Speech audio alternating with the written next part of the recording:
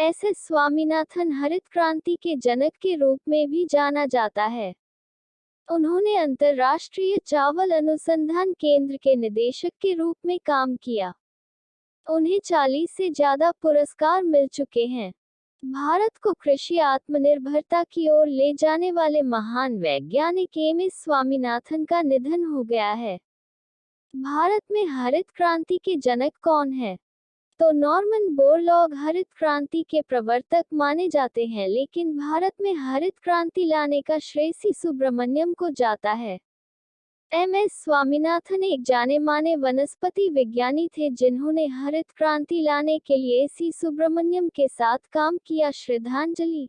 कैसे आनुवांशिक विज्ञानी से कृषि में क्रांति करने वाली हस्ती बने स्वामीनाथन? मुश्किल से 52 दिन पहले ही स्वामीनाथन ने अपना 98वां जन्मदिन मनाया था।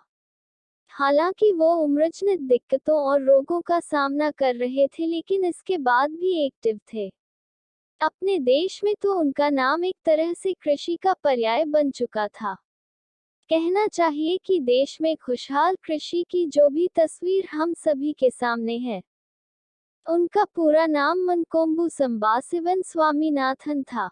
देश अगर आज दुनिया भर में कृषि के मामले में सबसे शीर्ष देशों में है और ये क्षेत्र उसकी सबसे बड़ी ताकत है, तो इसका श्रेय भारत के कृषि वैज्ञानिक स्वामीनाथन को जाता है, जिन्हें भारत में हरित क्रांति के जनक के रूप में जाना जाता है। स्वामीनाथन का जन्म ब्रिटिश राज में 7 अगस्त 1925 में तमिलनाडु में हुआ।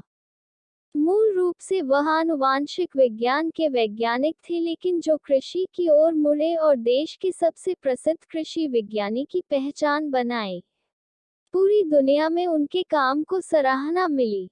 देश में हरित क्रांति के जनक एस स्वामीनाथन का निधन। 98 साल की उम्र में दुनिया को कहा अलविदा। स्वामीनाथन को अपनी खोज के लिए भारत ही नहीं बल्कि पूरी दुनिया में जाना जाता था।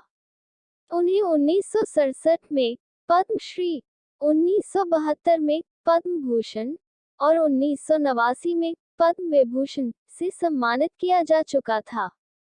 भारत में कृषि का जनक कौन है? भारत में हरित क्रांति लाने में महत्वपूर्ण भूमिका के कारण एस स्वामीनाथन को भारतीय कृषि के जनक या फसलों के जनक के रूप में जाना जाता है। उन्होंने गेहूं और चावल की उच्च उपज देने वाली किस्मों के उपयोग का समर्थन किया, जिससे भारत के कृषि परिदृश्य में बदलाव आया।